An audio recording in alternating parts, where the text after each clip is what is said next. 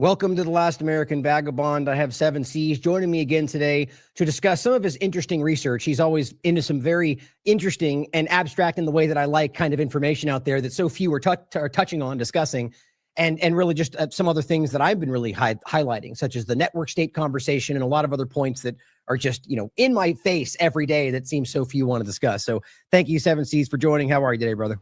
I am excellent, man. How about yourself?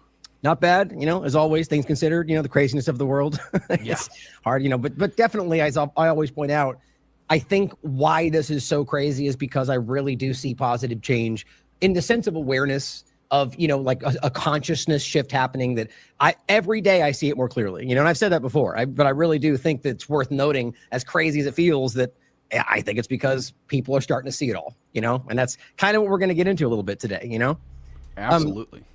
Let's start off. Well, just if there's anything you want to start with, because it's been a minute since we touched base with, anything you want to shout out for people, let them know who you are, and then we can jump into one point that I want to start with.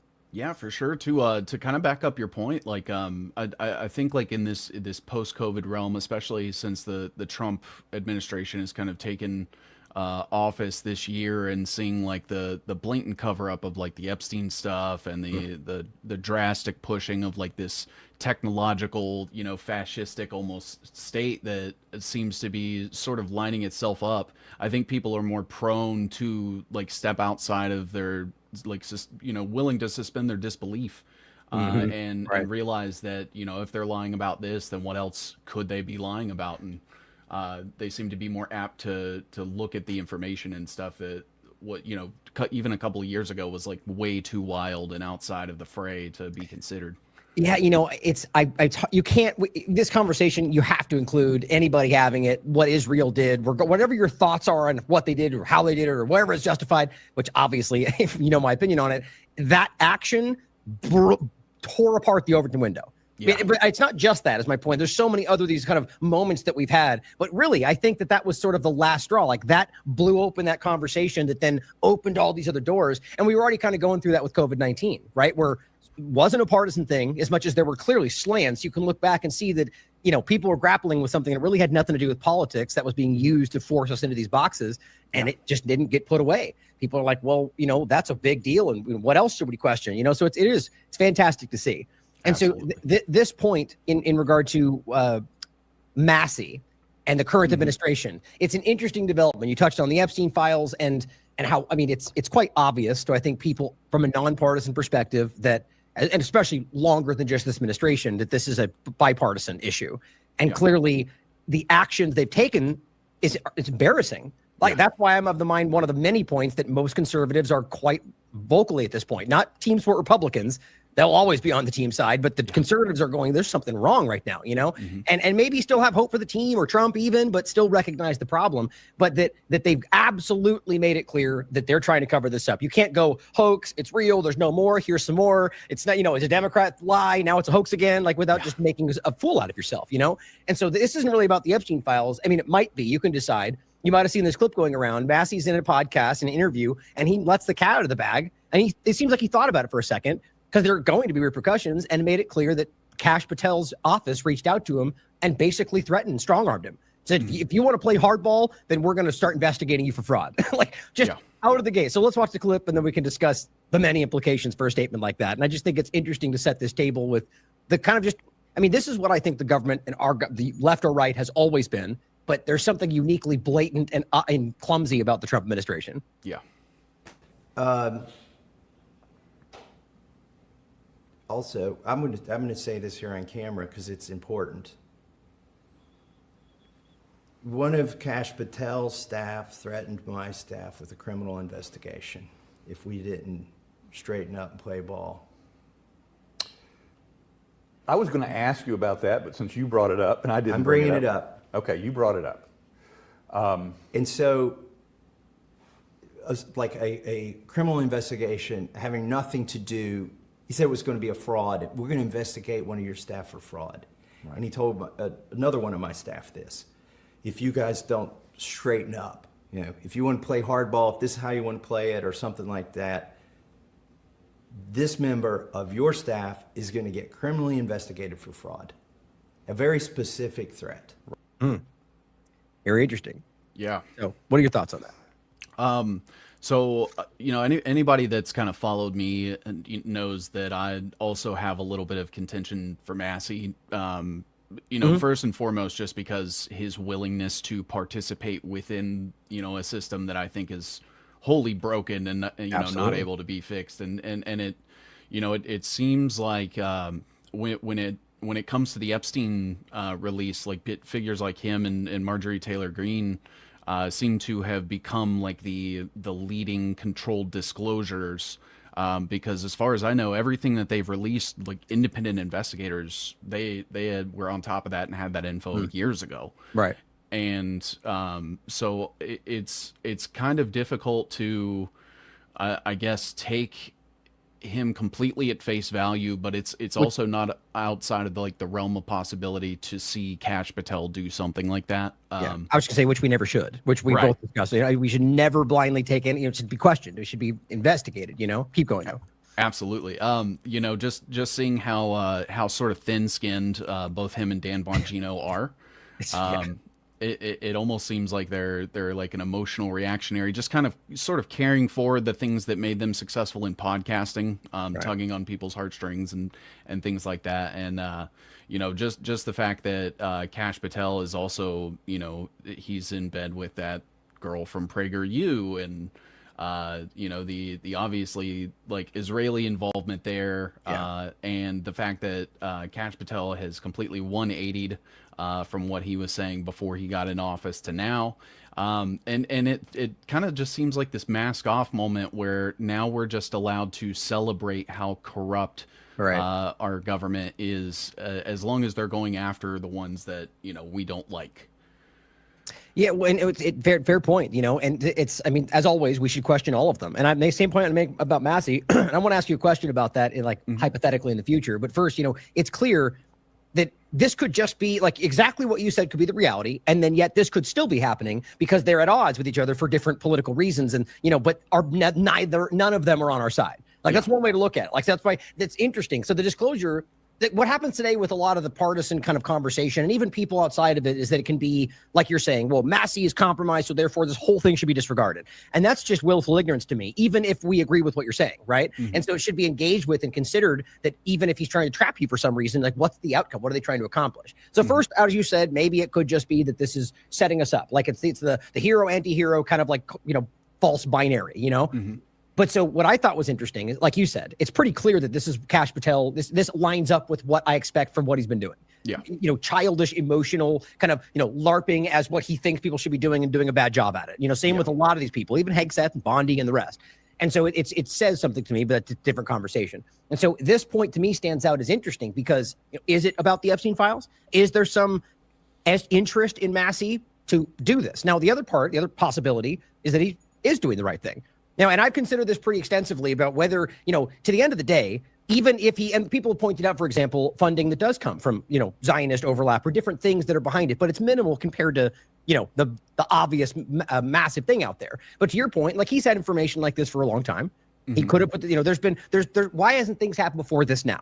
So the answer is we don't know. So there could be something we don't know about, right? So it's about just being question everything, right? And so I get the sense, though, that this is something about like infighting or possibly that Thomas Massey, for whatever reason, is trying to make this come out. That doesn't have to mean good guy. So my hypothetical for you would be if, let's say, Thomas Massey, because this is where I'm at, where I keep saying on the show, it's like, I don't support any politician. I'm likely never going to vote for the rest of my life. I think this is broken and I don't even want government in my life. I don't think this should exist, right? Yeah. But since we're here, engaging with this system and blah, blah, blah, the whole kind of rigmarole we go through, it's if Thomas Massey consistently does what I think to be is the right thing and consistently follows through with what he promises and consistently shows that he's principled in his stances, even if we disagree with them, like for the next 20 years straight.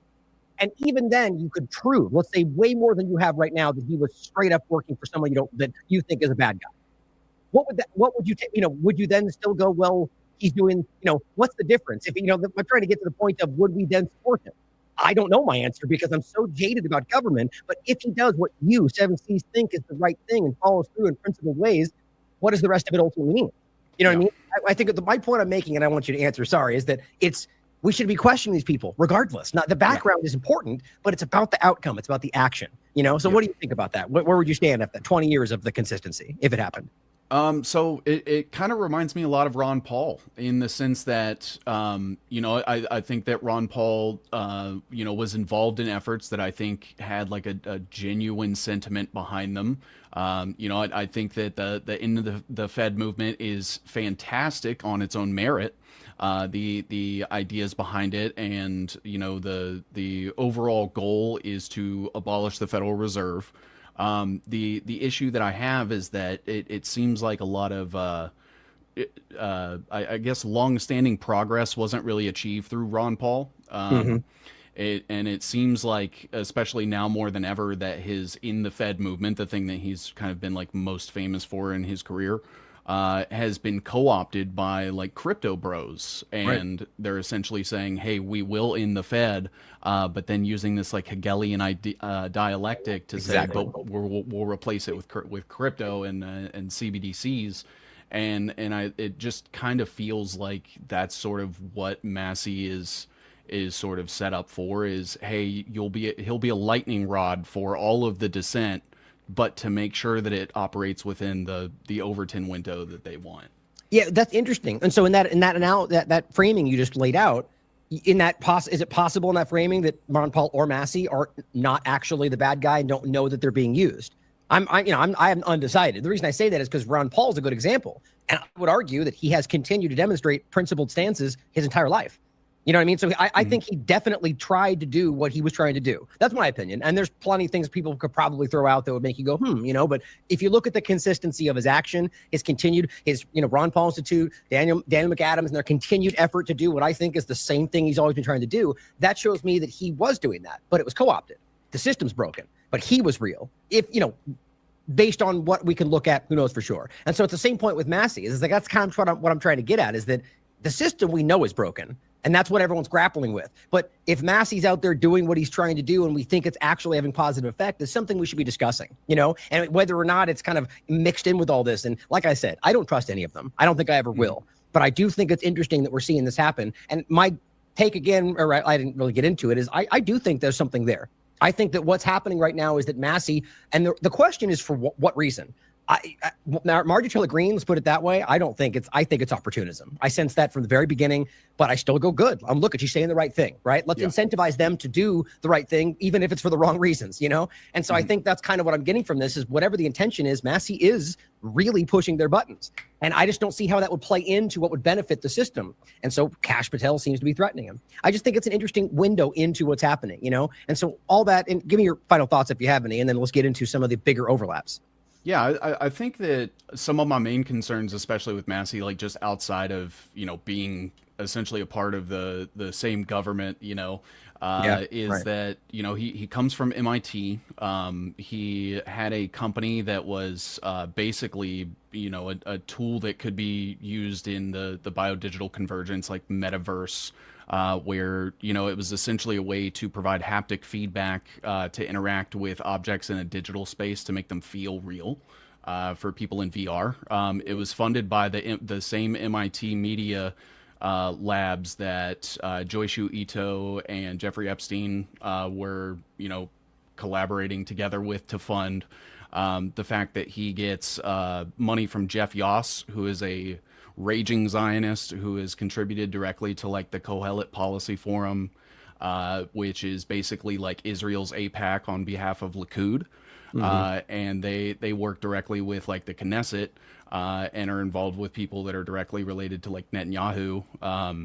Jeff Yoss is like his biggest individual contributor and has been for the last 3 election cycles.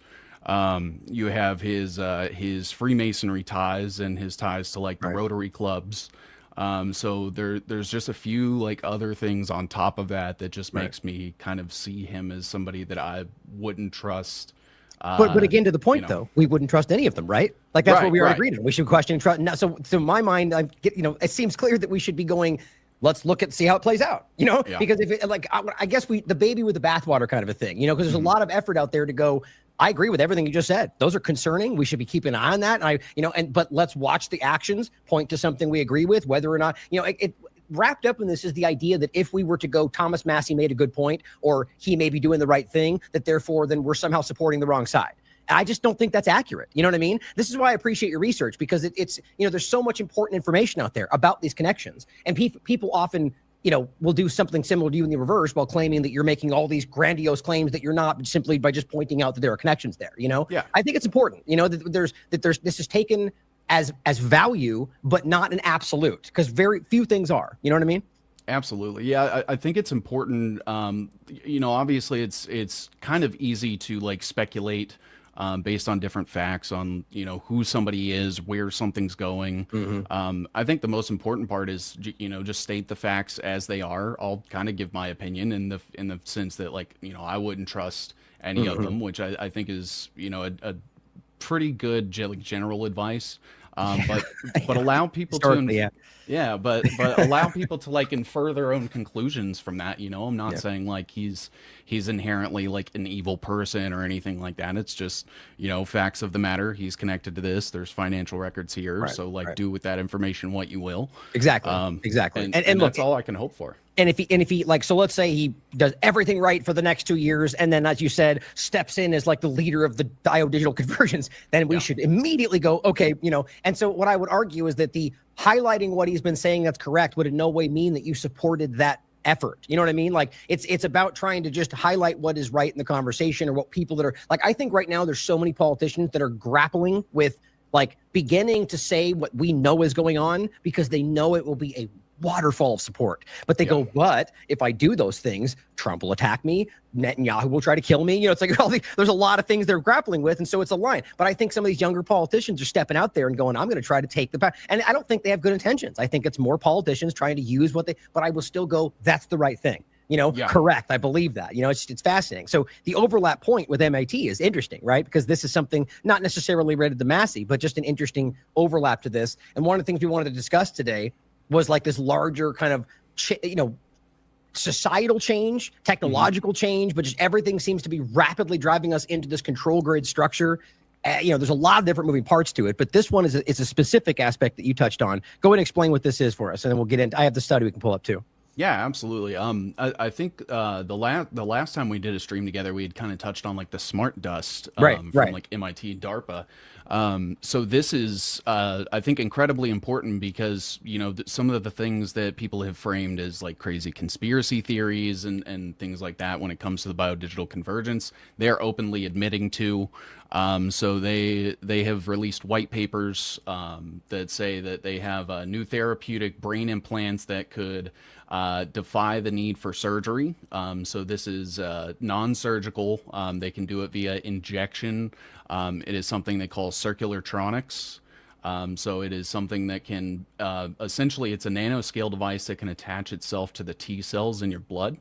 And that way it is able to disguise itself within your immune system to keep it from getting attacked, and use it uses the blood vessels because it is small enough to bypass the blood-brain barrier. And then those devices are then able to be manipulated via wireless signals, and they can essentially neuromodulate people. And, they're claiming it's going to be used to fight things like Alzheimer's disease. When, in actuality, everything that we've ever seen that has been a source of like innovation or a humanitarian effort by the medical industry always ends up weaponized by the military industrial complex. Right. Like without fail, it seems. And usually you find out that they've been working and studying it for 20 years before they even presented it to you as this new thing they were touching on. It's just so consistent when you look back. Exactly. Yeah. It's it seems to be a trend that that I've always heard it as a rule of thumb that any technology they tell us about the military's had for 30 years. Yeah. So that's a pretty good rule of thumb. I mean, I would argue there are a few deviations, but it is wildly consistent if people want to look into that. Absolutely. Like, I look at things like ARPANET in relation to like the public internet. And the fact that they're willing to like openly admit that they now have this technology, I automatically assume that sort of lines up with the timeline of like the Bill Clinton's national nanotech initiative, and when they started to dump all sorts of like DARPA funding and CIA and like Department of Homeland Security funding all into these different institutions to basically push, the nanotech initiative. You have like companies like Lockheed Martin has their own nanotech division, Right. Boeing, and things like that, and they're all working together. It's like this vested interest in getting the technology to where it needs to be, so they'll borrow each other's research or send each other grant money. It's a lot like the like what we're seeing with Operation Stargate, where they're all just like passing the money back and forth and pretending like they're making it. Yes. It's such a grift going on. I mean, that's an entire show we could do just about Catherine Austin Fitts argues that Trump is the most anti-capitalist president in history, which, people disagree with that, but there's a fair argument to make about many of the different financial moves he's making that's just blatantly socialist, communist, even fascistic when you look at the overlap of, the public-private partnership. It's just weird, man. It's like, I always want to get pulled into that conversation because it's so interesting to see what a bait and switch, like almost literally everything they're doing is, But this topic is so important to cover. But yeah, this is something we've touched on, I think more than once actually. And it really is something that has been going on that for a long, like I referenced I can even bring it up. I mean, it's called Dust Networks. It's from like 20, let me just grab it real quick. I can find out what the date is. It's a YouTube channel that they still, weirdly enough, have a few of the videos up. But so this one's 14 years old. And you can even look, if I hover over this, it shows him spreading things in the air. You see that? It's him demonstrating smart dust. All the way back then, they're literally talking about, look, help build smart cities for the future. Dust networks. I mean, it's crazy how far back this goes. And the reality is, in this, I did a whole segment on. They're literally talking about how they used it in that time frame to like track shipping lanes in the middle of the ocean. So then that literally means, as I'll just jump to point out, I included. I always do, this conversation I had about making this question: is smart dust already in use of the population, and was COVID-19 an attempted experimental next step? I mean, this is where I think this is going. So bringing this back to your point, this is what I saw, and this really stood out to me as the weaponized side of this, to overlapping with the COVID potentially point. MIT researchers created microscopic wireless electronic devices that travel through blood and implant and target brain regions where they provide electrical stimulation. In a study on mice, the researchers show that after injection, these minuscule implants can identify and travel to a specific brain region without the need for human guidance. Once there, they can be wirelessly powered to provide electrical stimulation to the precise area. That could mean anything. That could kill you. That could cause you to get hungry. It could drop your glucose, your insulin levels. Like what I'm referencing is a Rockefeller study. It says such stimulation, known as neuromodulation, has shown promise as a way to treat brain tumors and diseases like Alzheimer's, like you were saying. This is dual use kind of stuff, right? Yes. Any thoughts on that before I go to the overlap to that? I'm sure you've seen it before. We've touched on it. The ferritin kind of nanoparticle discussion. Yeah, absolutely. I mean, in my opinion, this should be like the smoking gun that, the people that have been talking about like the neuromodulation and like the wireless agenda. Yeah. And, the fact that this biodigital convergence is kind of operating under the bigger conversation of like technocracy, where people like Peter Thiel and Eric Schmidt are kind of serving as like lightning rods for the conversation. Yes. Right. Then you have DARPA and MIT underneath that, sort of operating and building these networks out and, testing this technology and distributing it like in the dark while everybody is, focused on this upper layer. It's concerning because, you talk about it and it seems so fantastical that people start to think that I'm crazy. Right. I make this joke all the time. Like you remember Boys Life magazine? I remember reading that when I was a kid and looking in the back, all the little catalog things, and going like flying car and all this, the random stuff. It was kind of a gimmicky thing you could get, and it was like, it wasn't real, but the point was like this, in the future, or kind of a thing. Like it would talk about like these, you go, it's like 50 years of that. It's like this idea of like what's coming way down the future. People project this like it's something they're theorizing about. This is now. This is 20 years ago, right? Yeah. That's what's so frustrating is. But you're right though. They don't even really state that, but people just they let them assume that this is like the distant future as they literally build this around us. And I want to reiterate that there's provable evidence, unless it's possible, I guess, that in any case, that literally every data point we have is somehow manufactured to trick us. That's always possible. But all the evidence, I say that because other experts I know that I highly respect argue that smart dust in particular is sort of like a feigned thing that they're trying to do but haven't. Fair point. But I think the evidence is clearly shown that they've been using this for quite a long time. So the overlap that I'm getting at is interesting. And I'll play this clip again, or this one here, that I find interesting about this 20-year-old symposium. But the overlap to COVID-19 is very hard to miss. You know, the overlap of Bob Langer, Charles Lieber. We've talked about the, where was it again? This one here. Charles Lieber, 2011, virus-sized transistors. And this is what I find really weird. This overlaps exactly with what that study's talking about. It says, but when his team coated the hairpin nanowire with a fatty lipid layer, you know, like lipid nanoparticles in the COVID shot, that's literally what we're talking about here. It says the device was easily pulled into the cell via membrane fusion, a process related to one of the cells used to engulf viruses in bacteria. It says this innovation is important, Lieber explains, because it indicates that when a man-made structure is as small as a virus or bacteria, it can behave the way biological structures do. I often point out that this very well could be something that kind of got out of control and ended up being something that they just called something else. But either way, it shows you that they had this nanotech stuff they're working on that is exactly what we're discussing here. You know, and that this was kind of the precursor to the COVID-19 technology, along with Charles Lieber, who was the scientific co-founder of Moderna. And they were working on the optogenetics, magnogenetics, and all the kind of overlapping science around all this. So it brings me to the point about this, which you and I have discussed. Genetically engineered magnetoprotein remotely controls brain and behavior. Now, that's what I take from this. You know, the idea that you're talking about something that from, as you say, from like two-way information, which he talks about in this as well, discussing, you know, being able to exchange information between different devices and different people. And this is the Rockefeller study, flipping a switch in the head. And it talks about literally being able to wirelessly control a brain. Yeah. You know, and so it's like, this is so insane. And now I'll give you two more things to make this incredible where we're going.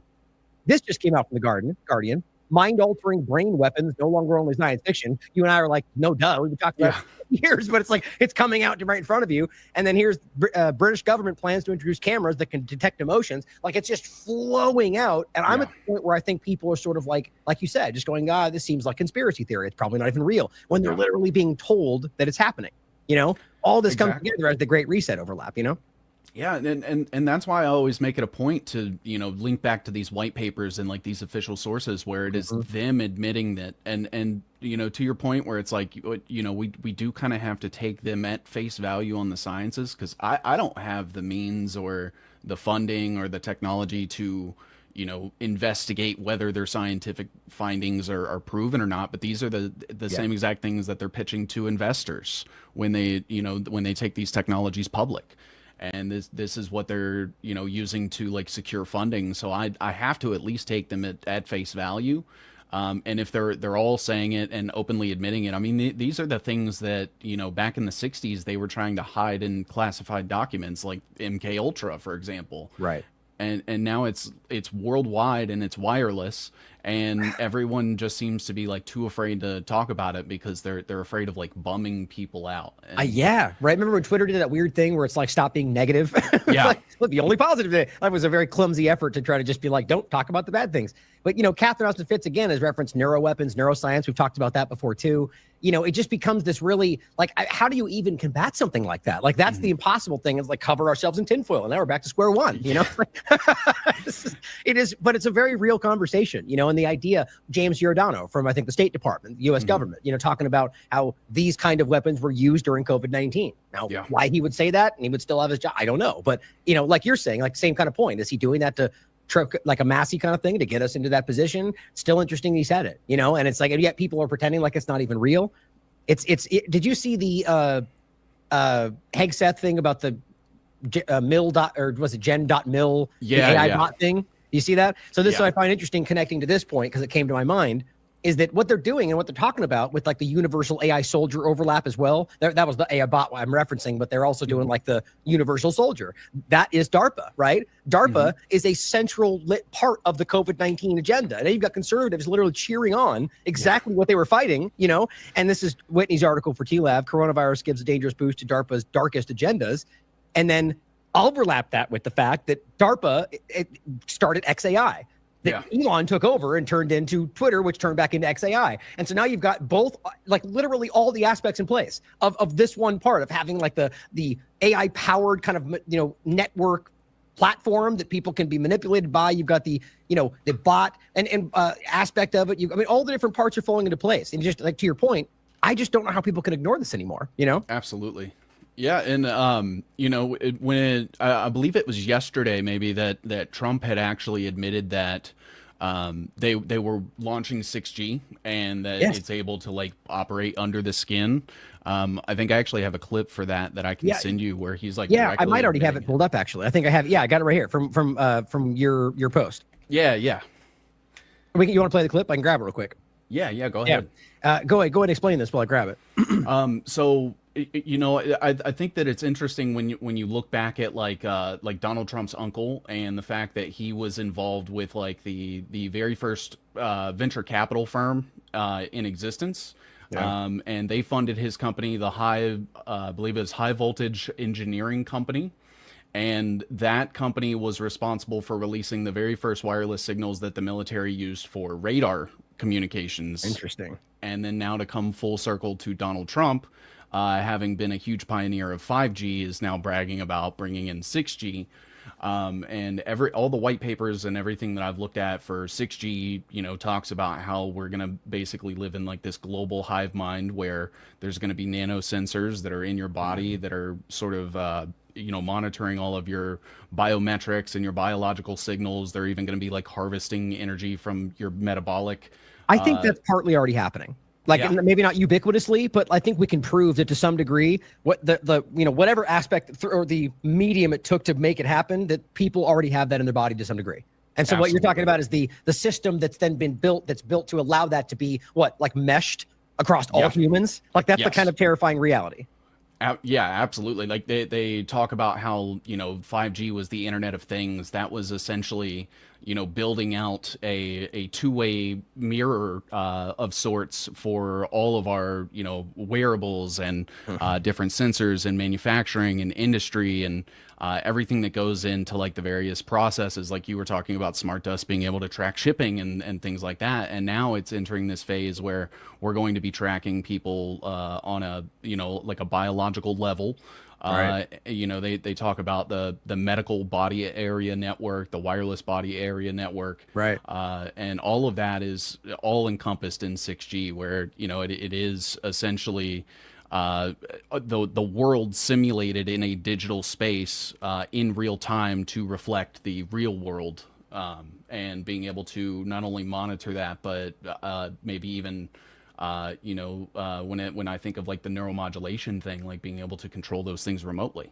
So, Well, and that's what I was highlighting, because the ferrite nanoparticle is only one aspect of that, right? There's all these different elements. I mean, a lot of different experimentation going on, but it's clear that the intention was to try to manipulate, if not control, which is what they proved in that Rockefeller study. That was the Magneto article from The Guardian. They literally remote controlled the mice. You know, like it's just, or there's an example of a cockroach as well, where, you know, that's been done for quite a while. So it's just, this is getting to such an incredible degree. Before we play Trump's clip, I want to go play that quick thing from, it's about 20 years ago, discussing that this is why I think this clip is so important. And I've always referenced this in this discussion, because this is a symposium by experts about smart dust 20 years ago, referencing something, or I think it was about 12 years ago, referencing something from 20 years ago that was DARPA's smart dust. So just showing you that and yet it's regarded as fake. Like most people think you're crazy. When we talk about smart dust, they look at you like you're crazy. It's out there. I could bring it up while we're playing this. Even Wells Fargo has a patent, which I agree with everybody else that says this. I don't prove that means it's in existence, but it shows you they're working on it in regard to having nanotechnology that would be deployed from an ATM to be able to prove that you are who you are. insane. Have you ever seen that? I'll bring it up after we play this clip. It's wild. It's all out there, and they're called MEMS. It's like microelectric something. I'll look it up in a second. And that's the kind of world we're talking about, like you're just describing, where these things are just ubiquitous and out there, and they're just being tapped into. It's terrifying. So this is the I think 12-year-old conversation. It's up there on the YouTube video. I'll check when we play this, and he's referencing something from DARPA. And you haven't really seen anything yet. So this is closer to the end of the vision. This is this powder-sized chip, and that's a salt crystal. So this is a small thing. It's something called the Mu chip from Hitachi. 11 it's years the old smallest commercially available RFID system in the world, and can be pulse powered by radio waves. It doesn't require a battery. You can literally scatter this stuff like dust or embed it into a sheet of paper. And you know what the really interesting thing about this technology is? This was commercially released 10 years ago. The video is it's 11 years old, borderline 12 years old. So he's referencing something that was 20 years ago released that is like dust, as he's about to describe, even more so, that's scattered on the wind that can land on your skin and use your body's own energy to propel itself. Yeah. It just fucking blows my mind that we can't have a real conversation about where this is today, especially with where it's all coming, you know? Absolutely. Where it's all going. So the inevitability of smart dust. So what is smart dust? Well, smart dust, of course, isn't a new concept. It originated with DARPA back in the 90s. I did. And it's general purpose computing, sensors, wireless networking, all bundled up into millimeter scale sensor modes, drifting in the air currents, flecks of computing power settling on your skin, ingested, monitoring you inside and out. And if you don't think that's possible, this is the Michigan micro mode. It's a cubic millimeter in size. And in deference to the speaker before, yes, it runs an ARM processor. It's a tiny computer, and it features data processing, data storage, wireless comms, and it's probably as close to the true smart dust vision from the early DARPA days as we've come so far. They're designed to harvest energy from the environment around them and to communicate via a mesh network. There it is. And of course, the energy is the key problem with it. Now, then it goes into, you know, the limitations of the time and so on, right? But I argue every single thing he goes on to discuss, it's a long discussion, has come to pass. Yeah. That they've not only met those expectations, but exceeded, or rather the requirements. They're way beyond that at this point. So any thoughts on that before I play the Trump clip? I mean, I think you've seen this before, but it just, every time it really does. This is the stuff of my nightmares. I say this every time. This genuinely worries me about what's already happening. And, you know, because I don't know how I can fight that. It makes me feel helpless, you know? Yeah. Yeah, I think you're absolutely right in that, like, this, I consider this to be like the greatest single threat to humanity. It's essentially like the worldwide co-opting of everyone's agency without their awareness even. Yes. And like the death of free will as we know it. Well, I was going to write down, as you're saying that, you know, you put another post out about the tokenization of everything, which I love. That's an important conversation that that's been something that's been discussed well before we got to this part of it. But now bringing that into where we are with the digital ID and you know, digital tokens, and even with Gaza discussing that overlap for like their financial side of it, you know, it's clear that there's a part of this that overlaps. Whitney's discussed the idea of using the, even with, weirdly enough, overlapping with graphene oxide and discussing about how they use that to sort of like monitor with smart dust elements, like, and tokenize like nature and water and everything. And those studies have been going on long before even the COVID-19 point, like graphene oxide in the water to maintain, you know, weird stuff like that. So give me your thoughts on that before we play the Trump clip, actually, on I know it's a large point, but the tokenization of everything and how this kind of plays in your mind. Yeah, absolutely. I mean, they talk about, you know, like dumping graphene oxide particles into like the ocean to study, you know, the way that, you know, things travel through the currents, and then they're going to embed themselves into like the aquatic life, and being able to measure like microbacterial levels inside the water. And, you know, measure pollution and all of these things. They're doing it in the ocean. They're doing it in the air.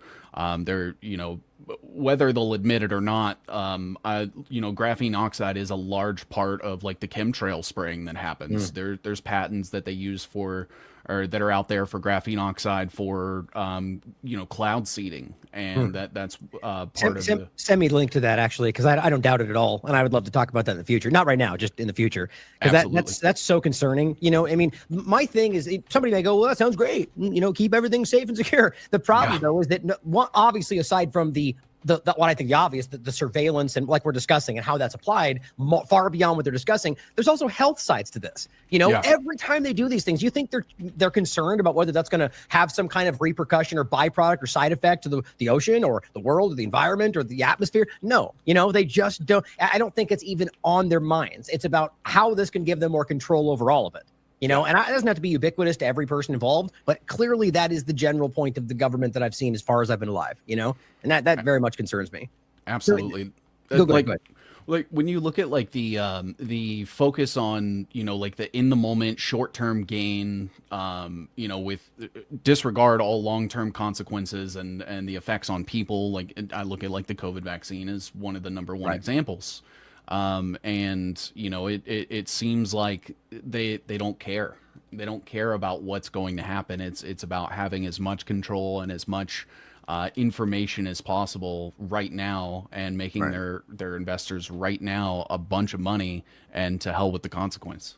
You know, and the scary overlap to this, and we can get into some of this with the network part, is, you know, that a lot of these people who are pulling, like, literally on the surface behind funding and influencing most of these conversations, many of them believe that they're going to become some sort of like prophets of the technocratic age, or they're going to live forever with their brain in the cloud, or some transhumanist overlap. And that's not my opinion. They're writing about it. They're discussing it, you know, and so that brings a different point to this, where they're not really concerned about the longevity of the planet or the resources that are necessary for your puny human bodies, you know. And that may sound crazy to some people, but if you care to look, people like Peter Thiel and the rest, and he seems to be the one everyone pretends we're focusing on, despite him being ubiquitous in everything we're discussing. Regardless if you think Peter Thiel's the guy, look at all the rest of them. Look at Andreessen and Karp and Curtis Yarvin's philosophy and all the people tied up in the Prospera and network state cult discussion. It's pretty alarming.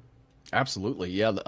You know, the one thing that I like to focus on most is financial records. You know, they obviously, money makes the world go round. And when you can point to those things and say, you know, Peter Thiel is throwing money at this and throwing money at that, that alone should be, you know, enough evidence for people to realize that he has completely ingrained himself over the last 20 years in both sides of, like, the American infrastructure, the military, the information technology sectors, and even the culture.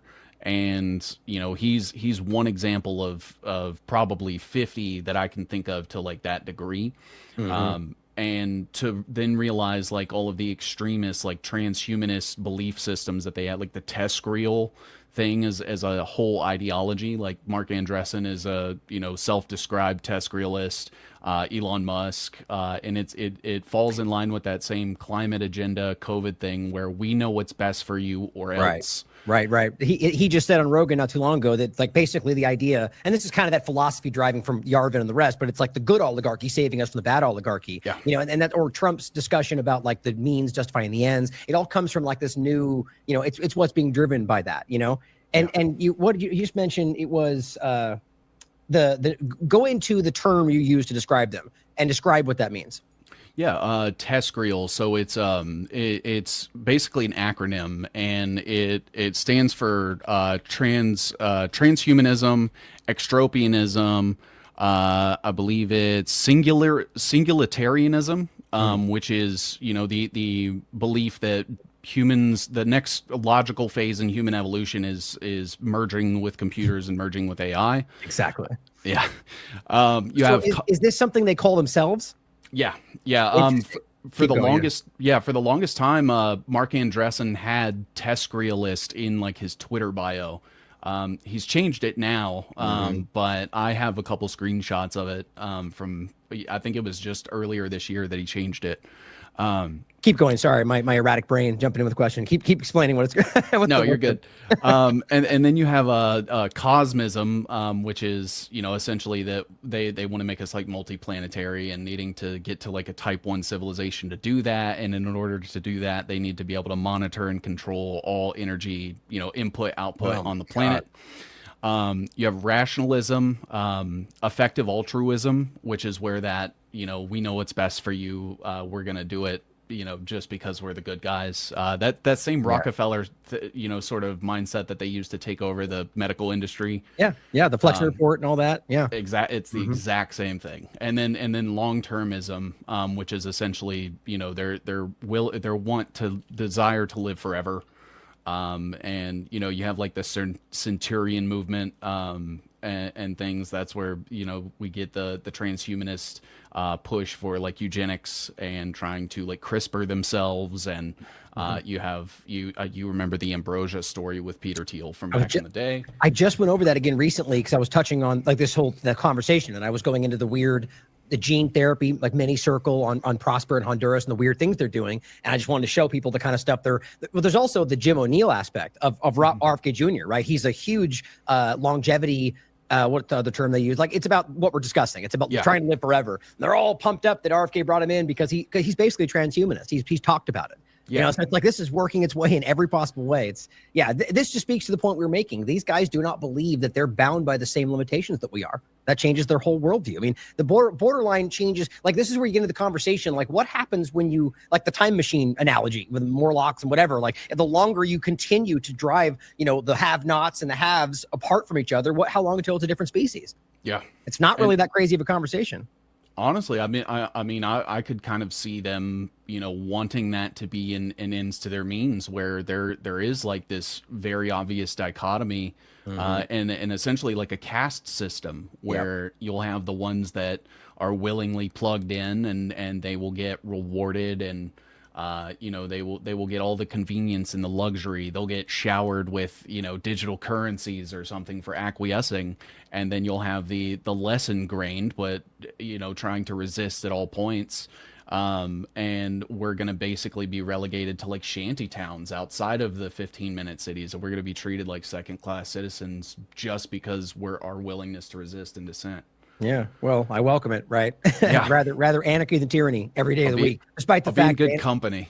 Yeah. Despite the fact that anarchy is not what they describe it as, it's a good statement, right? Like people often describe it as chaos, but even then, rather chaos than tyranny. Yeah, absolutely, right? And every single day of the week. But so let me play this clip before we get too far away from it, because the 6G overlap, and then I want to, since you touched on it more, let's get into the Peter Thiel, you know, the overlap to the, you know, Palantir really, but the Peter Thiel discussion and all that, and we can even touch more on the you know, the ambrosia, and which, by the way, if you don't remember that is for those listening, it's about the injecting young blood to extend your life. It's not a joke. It's literally what they were doing. And it even came out that it was like their studies, people were going, it doesn't even work. The science shows it doesn't even work. And they kept doing it for years more. It's right until 2023, apparently it was still happening. It's very, very weird.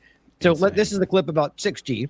And what's weird to me, same as all the rest of these conversations, is this is the guy, like the conservative people were the ones, I think, more than anybody screaming about why 5G was a problem. Yeah. Am I wrong on that? And now it's like there's at the very least just absence of conversation in the team sports side when he's out there going, yay, it's great. And in what way? Because they can spy on us better? That's what he's talking about. So Absolutely. We're into 6G now. I just 5G. I was a leader on 5G getting that done. Half a second in and he's already like, I'm great. I did a good thing to me. I'm the one. Yeah. Every time. And now they're up to 6. Let's do it again. What does that do? Give you a little bit deeper view into somebody's skin? See, I like the cameras the old days. So they just had a nice feature. Now they cover every little. Let's see, Michael, you're in good shape. You're not gonna. But I tell you, it's the 6 is coming. You know, I got to be honest. It's actually pretty smart. Now, there are things he does sometimes where, like, he can be pretty damn crafty in a pretty, you know, I'll give him credit for, it's dishonest, it's disgusting, but I'll give him credit for being good at it, you know, but he does sometimes, like, what I'm saying is him laughing and sort of like making a joke about the very alarming thing that like, the skin part, like, okay, there's either one or two ways to look at this. He is either of the mind that he like joking about the fact that this has always been invasive and spying on you and not about technology, and then making that the joke, which is so like out of touch, or he thinks that's the joke because it's not real and has no idea what's really going on. But the fact that they can just brush off in the conservative media that this guy just made a joke about literally deep, I mean, and there's the studies you were referencing, and go into that for me about the idea of what that can do, about like looking beyond the skin and like all the different overlaps to it. What do you think about this? This guy just blows my mind sometimes.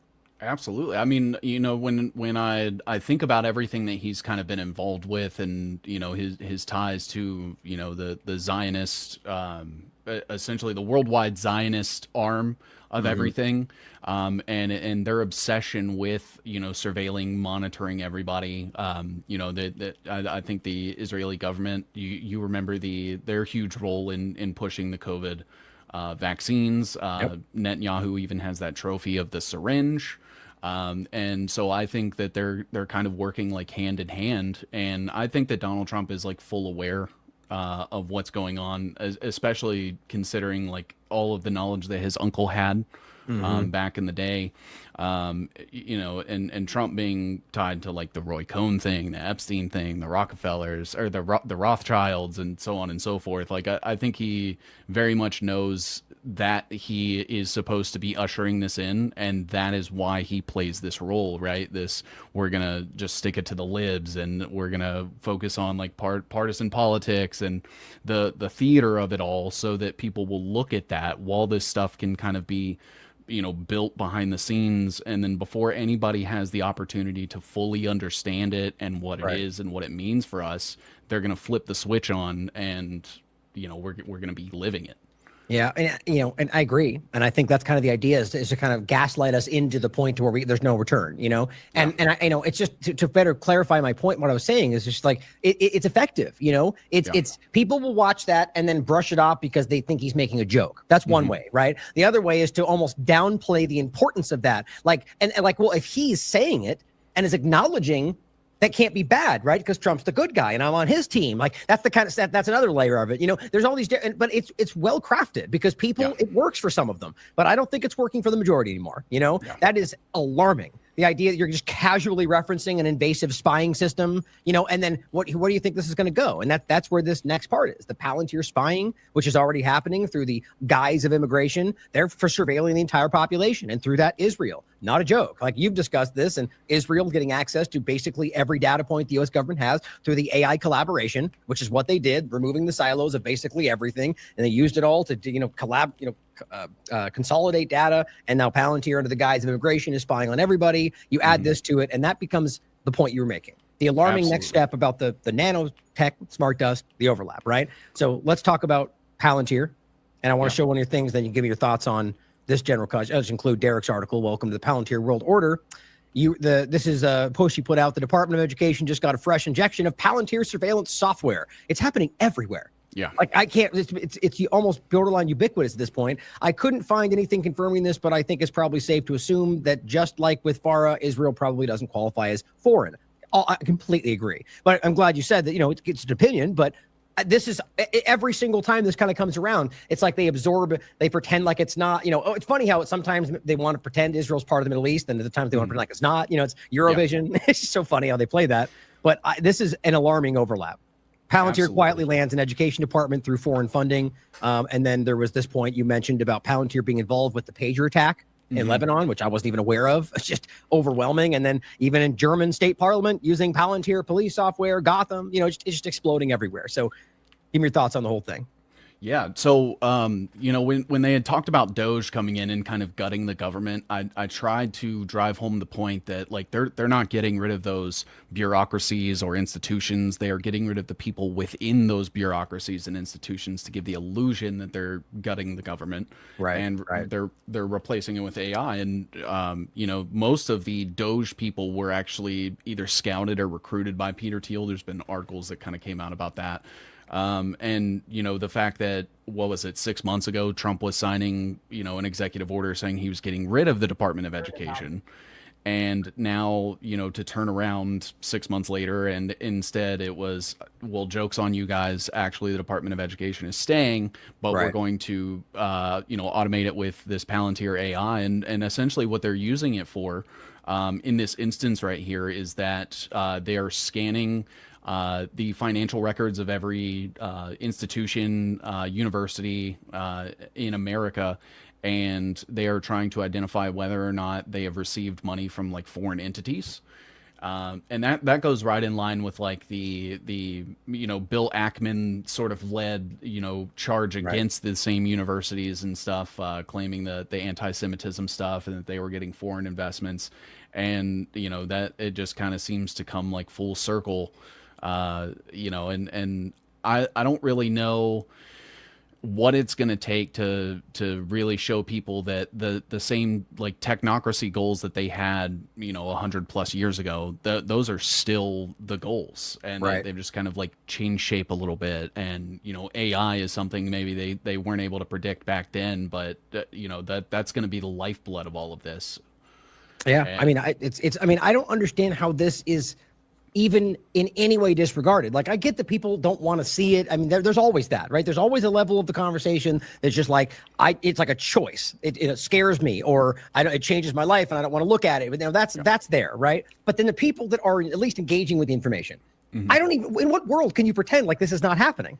Like, that's what just blows my mind. They're openly showing this. Now, you could argue that it's all good, but this is what I'm talking about when you look at an Alex Jones or the rest of them, where they're coming out and acting like, no, you're just wrong. It's like, how does anybody not just like laugh out loud at these people today? You know, because what's happening is so visceral. It's so in our face, and it's everything you just described. And I agree. This is absolutely where it's going, and it's becoming ubiquitous. And so here is, just to make this point, this is what Alex Jones said with Nick Fuentes about Palantir. Yeah. Back when they discussed this. Is interesting. I'm more concerned about this suite of companies, though, like Palantir, which is they're feeding all of the data over to Palantir so they can manipulate it with algorithms. And they're everywhere. They're looking at the wastewater during the COVID pandemic. But you're back to this. I've looked at the scale of Palantir, and it's tiny compared to DeepSeek and all these others. And which, by the way, when he first said that, I was like, okay, fair, like funding, you know, because they were going, but that's not even true today. Yeah. Like, it's flatly not even true anymore, but it might not have even been then, by the way. And Chat GPT, and I'm not like defending Peter Thiel. I'm just saying it's like, I get it from the liberals and the Republicans, Israel obsessed, whatever you want to call it. So, just Palantir. They have an enemies list. They have an enemies list of 2 to 3 million people that they've identified as potential violent extremists. And this is being run by Alex Karp. Alex Karp said his biggest fear is that Christian nationalists will take over the government and throw him out of a window, defenestrate him because he's Jewish. He's running Palantir. Palantir has an enemies list of 3 million people. So Alex Karp doesn't like you.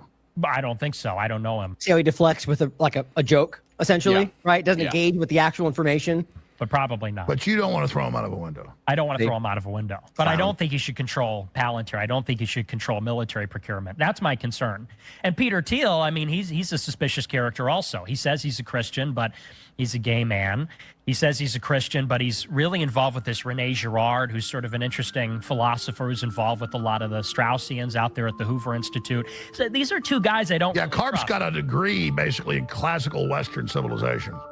But what is Western to these people? You know, according to Harry Jaffa, Western means protecting Israel. Right. Great input, Alex Jones. You're way to borderline defend him with, you know, it just kills me, you know. But so what's funny about Nick Fuentes, before we talk about this, is, you know, I don't, something about him just always has it's off. Something feels suspicious to me. But it doesn't, you know, just like anybody, Massey and Cloud, I will consider what they're saying. But with this, he presents well. You know what I mean? He comes out with facts and information, whether you disagree with some of the points he makes that at borderline bigoted half the time. The point is that he is saying something that is actual, and Alex Jones is pushing it down. So that could be your false binary right there. You know what I mean? Like showing the information without letting it come out. But either way, I think what he said was correct. I just think it's funny that Alex is acting like it's not happening even right now, you know? Absolutely. And like with Nick Fuentes specifically, and like I've seen him, like he was praising the passing of the big beautiful bill because it was going to be weaponized against immigration. And you know, when it comes to surveilling the population for immigration, you have no choice. You have to spy on everybody. Otherwise, how will you know who is and isn't an immigrant? That's and so insane. it's that flip-flopping to me that, you know, makes me think that he's like an inauthentic character. And so that's exactly what I would say, but I would never claim I could prove that, right? The point would be that maybe he just thinks those opinions are right. And who's to say he's wrong? I mean, maybe I'm wrong, you know? It's like, there are people that just have really dumb opinions. Like, they just always make, you know, that's why it's important to be, you know, objective about it. But I agree with you, man. I think there's something weird with that whole thing. And many other examples, even like Marjorie Taylor Greene, for example. I think she's been saying great things about Israel, but she came out hot about all left terrorists and lefty right, you know, terrorist monsters and Antifa, you know, just really, and whether there's an element of that, very much using that to push the real problem, you know? And the point he made, though, which I do think is valid, and this is a different discussion, or rather different, a part of the discussion. Palantir does have a compilation which extends from the same old long-term continuity of government, you know, the list they carry. This is a new one. Now, this is Ken Klippenstein's the one that actually broke this story. I actually have the memo right here. I downloaded to the TLAV server. It's from the Office of Attorney General. This is Pam Bondi. And here's the actual post from Ken Klippenstein I'll include. But newly leaked memo targets anyone who isn't a Trump supporter. Here really quickly is the way that Times of India put this together. They actually gave you like a little bullet point list, which is I just didn't like I included. And this is what it discusses. opposition to law and immigration, extreme views in favor of mass immigration. So even Republicans are out there going and deport them all. He thinks you're a terrorist. Adherence to radical gender ideology, anti-Americanism, anti-capitalism, anti-Christianity. And you get into it, and it's basically just anything we think is suspicious. Yeah. You know, and so that's Pam Bondi, that's Kash Patel. So, and so I don't disagree, you know? Yeah. So brings us back to the Palantir overlap and where this is going.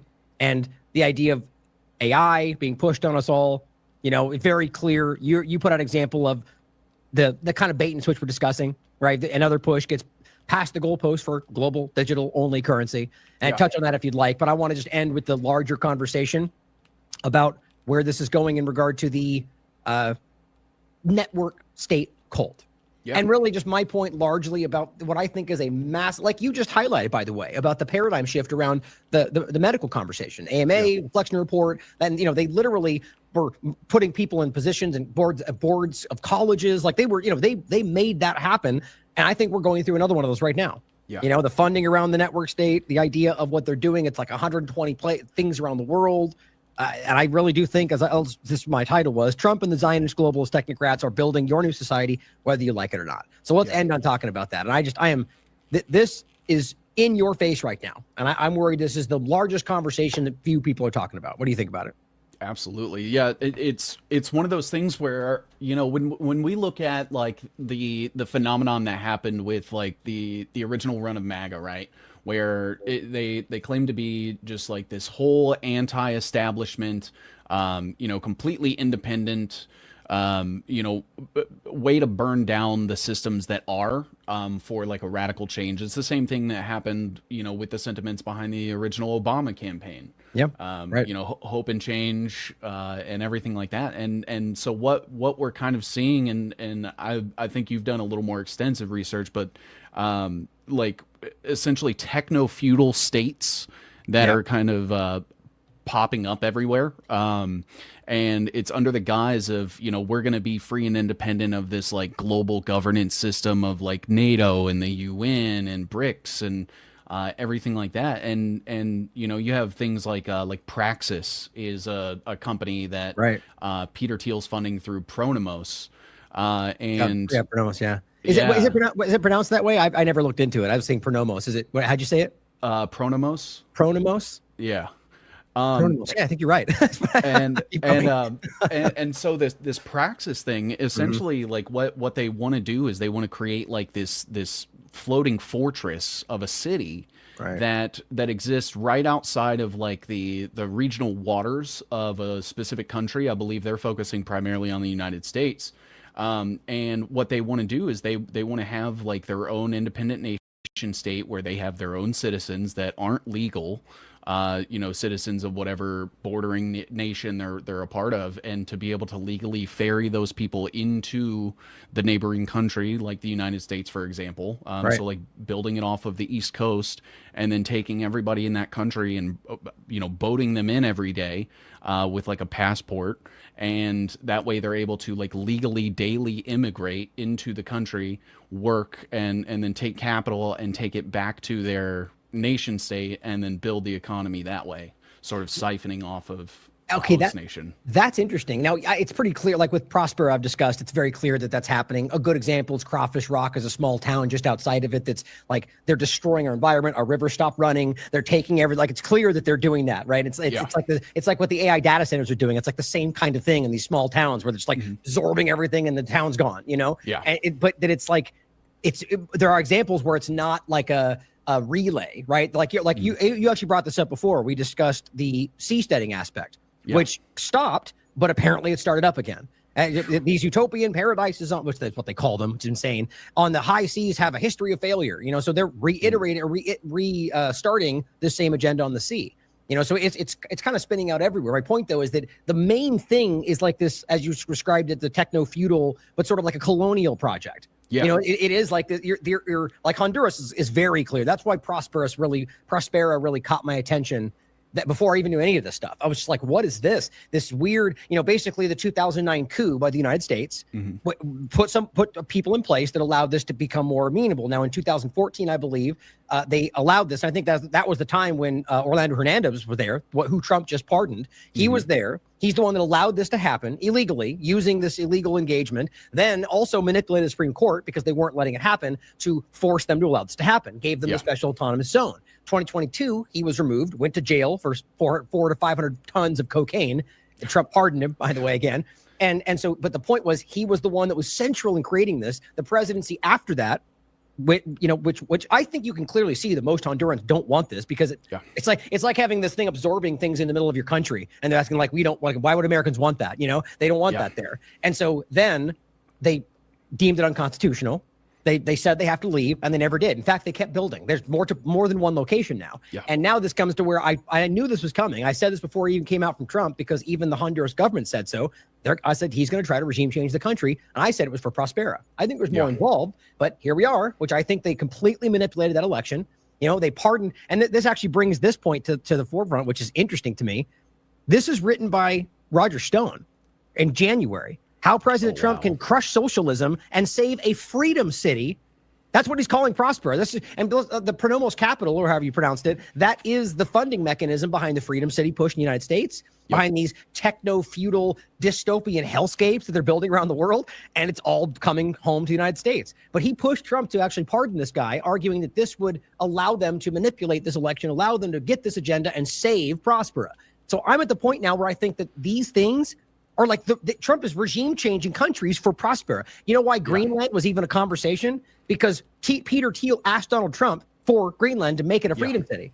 That's a real conversation. This is just like this momentum is happening right now, and it just terrifies me. So where do you think all this is going? So, when we look at what I would consider maybe, by all accounts of merit, a successful venture for them would be a place like El Salvador, where, Bukele, he is pro-Zionist. He is pro the Israeli agenda. He has that mass prison where he's able to just mass incarcerate people, bypass any sort of, due process or anything like that. And the fact that he's so heavy into the crypto markets, and the fact that he was basically one of the first countries to adopt crypto as an official currency. He's partnering with a bunch of tech companies to basically turn El Salvador into a giant smart country instead of a smart city.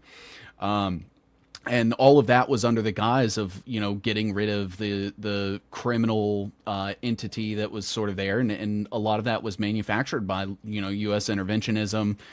Really quickly, just in case people don't remember this, he made a deal with MS-13. Even the U.S. government called that out. And the data is very clear, which is why they shifted a bunch of them back over there so they couldn't testify in court during Trump's administration, like this one. Keep going. I just think that's an important, literally working with the very gangs you're using to justify arresting Americans. Absolutely. Yeah. Well, you remember that Trump had mentioned something about being able to take American citizens and shipping them off to El Salvador, and Bukele was like, I'm all for it. Let's do it. Five times he made that point. Yeah. And I look at that, and it just kind of, to me, seems like they succeeded, where now they mainly operate on a large digital currency basis. I believe they've sort of pulled back on the Bitcoin thing because of how volatile it's been, and it's been an overall just negative experience for the citizens there. But still, the fact that they were mandating issuance of it as an official coin, you have Tether. Brock Pierce was actually one of the people helping to negotiate a lot of the crypto policies in El Salvador. And when I look at people like Eric Prince, whose entire job seems to be going to countries like this to help basically establish paramilitary groups. Right. And he has a very clear relationship with the IDF and with Israel. Yeah, and the Trump administration, and people like Mike Flynn, and his sister was the Department of Education secretary in Trump's first term. They're all part of the Council for National Policy that has Steve Bannon, and Charlie Kirk was on there as well. And so it's it's all tied up in this same thing. Yeah, exactly. Eric Prince right there. And like he has, That's an Israeli spy he's working with. Go ahead. yeah. Well, like looking at his like unplugged phone company, where it's literally a member of the former member of the IDF and like the NSO group. Isn't it funny how they just disappeared though? His megaphone, even Trump's megaphone, turns out to be like Israel and China, and they both disappeared. Yeah, it's insane.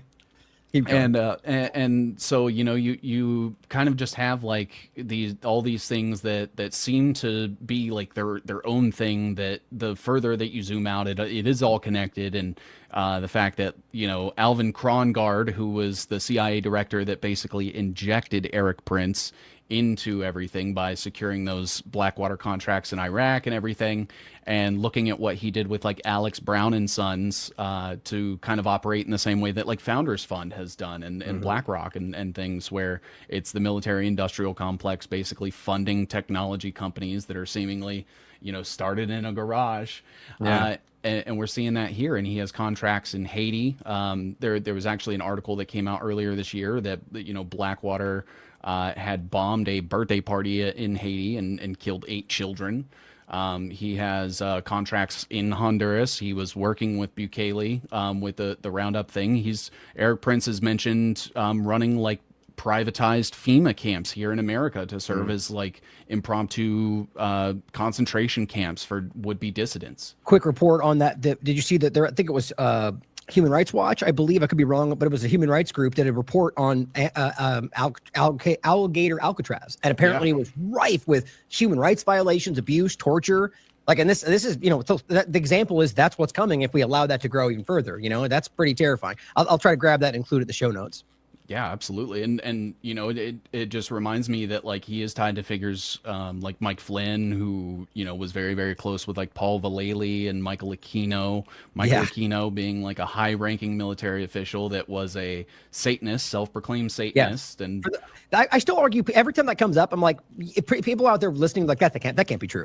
Look it up. It's weird. Like his eyebrows and the whole thing. Like it's like, how did that? It's different time, I guess.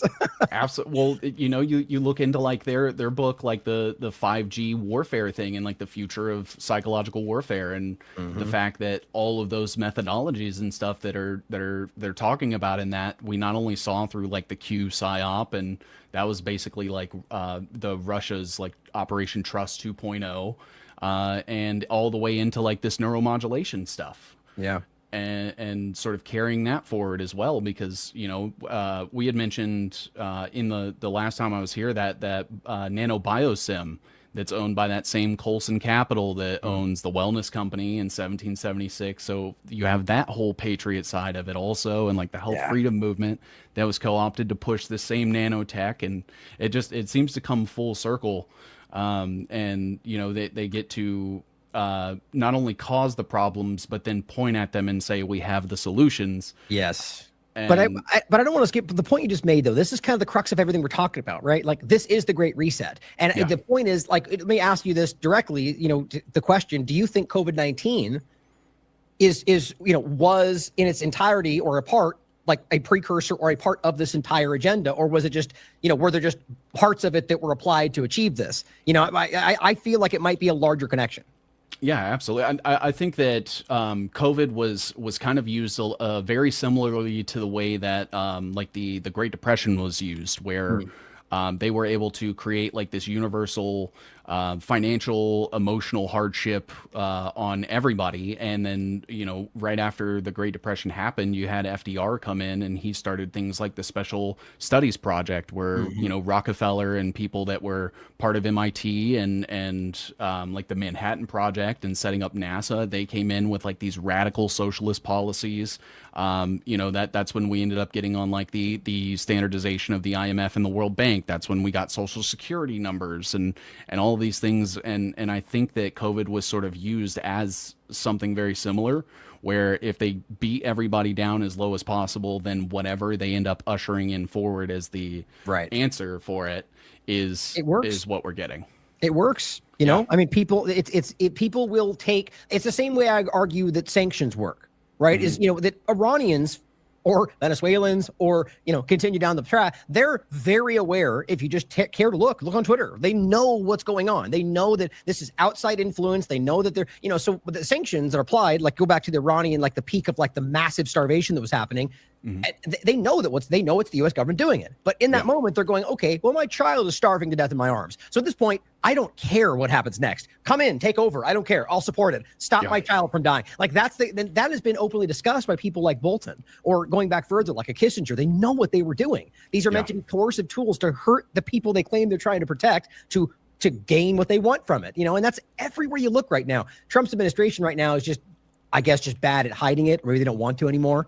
I tend to think it's because Israel is doing something that causes that to, I don't think they're in control of all these conversations, but that's a different point to get into. But I do think it's relevant. I think that Zionism is a huge part of this, but we can get into that another time. But I just think that this right now is continuing to spin out, and people are seeing it. But what's happening is they're, I guess, scattered. The partisanship. We need to collect. And I'm never calling for violence, but this is a pitchforks and torches in the street kind of thing. This cannot be something that we allow to continue to progress the way that it is. So let's wrap this with where do you think this is going? How close do you think we are to what we're discussing? And what for people out there going like, what do we do? What's your answer if you have one? Because I don't think I do. Well, if anybody can find a way to non-violently yet forcefully, like maybe dismantle data centers, that's definitely a good start. Because it is one of those things where they get you in a catch-22 where it seems like they are doing their best to eliminate, like non-physical means of being able to upend a system like this. But then if you could turn around and try to advocate for anything that they've made still in the realm of possibility, then you're considered like a violent extremist and a terrorist and things like that. And they could just lock you up, kill you, so on and so forth. So I would never advocate, for violence, obviously. And it is one of those things where, at the end of the day, everything is a market, including the government, the powers that be, where they need your participation in order to continue this agenda. So, I think that's where sort of the responsibility falls on all of us as individuals to like do our due diligence and question everything and vet everything. Because like every dollar that you put that goes into BlackRock's pocket, for example, that is another dollar that they're going to use to fund something else. And it just becomes like this self-fulfilling prophecy, vicious, like Ouroboros, if you will, of us eating our own tails because we're too afraid to like focus on what's in front of us. Yep. Yeah, another example of the whole BlackRock's the worst thing in the world, except when now he's on our side and it's a unity party and we're winning. It's BlackRock is either nice pop up. It's clearly that BlackRock is what conservatives were calling it. It's called a shadow bank in its own terms. This is a problematic entity, but the fact that Larry Fink is just like the rest of the conversation, or at his inauguration, having all of Silicon Valley, it's just, we all can see what's going on. This is not what people said it was. I'm just hoping more people can have the courage to call that out at this point, Absolutely. And I think that where we are right now, people need to kind of get past some of these petty kind of partisan divides. And to what you said, no one, I doubt anyone here is asking you to, or suggesting that you should do anything illegal or go out and do anything violent. But it's interesting is that you talk about the DFLOT website, for example, right? The guy who does the camera literally called them a terrorist organization. So doing something that's completely legal will still be deemed terrorism by people that don't want you to call it what they're doing. So just recognize that. And you got to find a line out there to find, like what I'm doing, for example, what you're doing can be called, it is called terrorism, or in some way or shape or form a manipulation, that they can argue we should be at least censured or put in jail for, which is what's happening right now. But what we're doing is completely constitutional, legal. And so I'm going to continue to do what I believe in, even if they're going to threaten me with something, if I find it unjust, that's where we all should be. And if we, find your line out there, we talked about this on the IMA as well. Like we all need to find those lines for each one of these things now. Recognize where that line is before you're facing it, because it's going to be much more difficult to make that choice when they're dangling the future of your children over you when you're trying to make that choice, whatever it is as it comes. So thanks for tuning in or being here today, brother. I always enjoy our conversations. There's so much going on out there. We want to leave us with final thoughts, upcoming events, whatever you want to talk about. Yeah, absolutely. I mean, I think at the end of the day, that this biodigital convergence stuff is, especially when you start to pull in everything that we've kind of talked about today with like the nanoscale technology, the neuromodulation, the wireless signals, the venture capital, technocrat sort of sphere of influence, all sort of propagated behind this whole fake independence, fake liberty, fake patriotism sort of guise. Like I think this is like the number one threat to all of us and something everyone should be talking about. So I really appreciate the fact that you're open to this information and you can kind of vet and verify it for yourself, see the credibility behind it, because it does seem like something that people either are too afraid to try to understand, and I think that is going to be like the biggest detriment to the individual. Yeah. But also just like the fear of like, what will people think if I talk about this like extremely radical thing? And to me it's an issue that's as simple as humanity versus anti-humanity, and I don't think that the line in the sand could be drawn any clearer than that, and that alone should be enough to make us maybe set aside less differences for the sake of at least ending this, because this is the death of free will as I kind of come to understand it, and that nobody should be on board with that.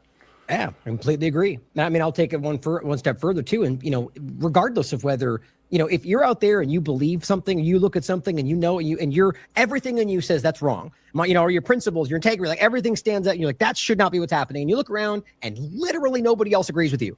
You should still stand up and say it. Yes. But somebody has to be the first one to stand up and be like, that's wrong. That's incorrect, or that's not what should happen. Aren't we better than this? Somebody, and usually, of course, they're the one that gets tarred and feathered, but, I'm not suggesting that you should accept that you're going to be punished. But the point is that you need to follow what you believe in. Otherwise, what are we doing here? Like, don't get cowed by the conversation. And I actually do believe, as I started with, that is what's happening. Like that's a momentum right now that they're having. I think they're terrified about, that people are starting to see what people like us are doing. They're starting to see that there are people out there that are real, that care, that actually, and most of us are relegated to some corner because they don't want us to be seen, but it is gaining momentum. And I think that's a positive thing. So thank you again, brother. I always enjoyed the conversation. Looking forward to the next one. And as always, everybody out there, question everything.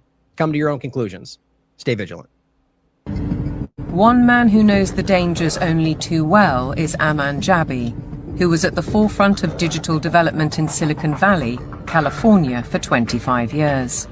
He left when he recognized the dark side of surveillance technology, choosing instead the peace and beauty of Montana. He's an expert in facial recognition. It's a technique that is used to uniquely identify the biometrics of any face. So in a device like your smartphone, and most modern smartphones in the last 5 or 7 years, they have a 3D camera module in the front of the phone which you cannot see. Within that module is a near-infrared projector which projects tens of thousands of dots on your face. Those dots are then distorted based on the contours and the features of your face, and there's a near-infrared camera then takes a picture of that distortion, captures it, and then reverse engineers the exact profile of your face. In the longer term, facial recognition will be used to unlock your digital identity, which is going to be a tool of control for the agendas that are coming down the pipeline. Elements of that control are already with us. Alexa, good morning. Good morning. You are never alone in your home, and this is why. All your devices at home and all smart appliances, they are all connected on a wireless network. Many of these devices will have cameras, many will have microphones, and so they are monitoring everything all the time. Your smart appliances are communicating with the smart meter and sending it real-time usage data. If there's a Ring camera also in your home, a mesh network is formed, and all your devices are being tracked within the home, its location, its usage, and all the data is going to Amazon servers. When you leave your home, all modern vehicles are connected to the internet, so your automobile is being tracked all the time. When you're going under a string of smart LED poles and smart LED lights on the highway and in the streets of your towns and cities, Those form a wireless network and are tracking your vehicle. They are tracking all the devices on you, from smartphones to smartwatches when you're walking on the streets. So data is being collected 24/7 continuously on every human being whenever you are within these wireless networks. And it's obviously not good for health also because of all the electromagnetic radiation. In the long term, the plan is to pretty much lock up humanity in smart cities, which is kind of a superset of a 15-minute city. They've sold all the state and local governments and countries that smart cities are about sustainability and the good of the city. But in reality, the language from the UN and WEF and their white papers is all inverted. So, air monitoring is really about limiting mobility and no car ownership. Right? Surveillance, control via LED grid is why the smart lighting is there. Water management is about water rationing, noise pollution is about speed surveillance, traffic monitoring is about limiting mobility, and then, of course, energy conservation is all about rationing heat, electricity, and gasoline. Another concept one should be familiar with is called geofencing, and that's, think of it as an invisible fence around you, where you cannot go beyond a certain point, and that will be related to your face recognition, digital identity, and access control. Your smart contracts, SoftBrick can turn off your digital currency beyond a certain point from your house. Our world has been turned into a digital panopticon. That means you can be monitored, analyzed, managed, and monetized. Surveillance capitalists are already making billions of dollars selling our information to big corporations, because this kind of detailed knowledge enables them to predict and influence our behavior.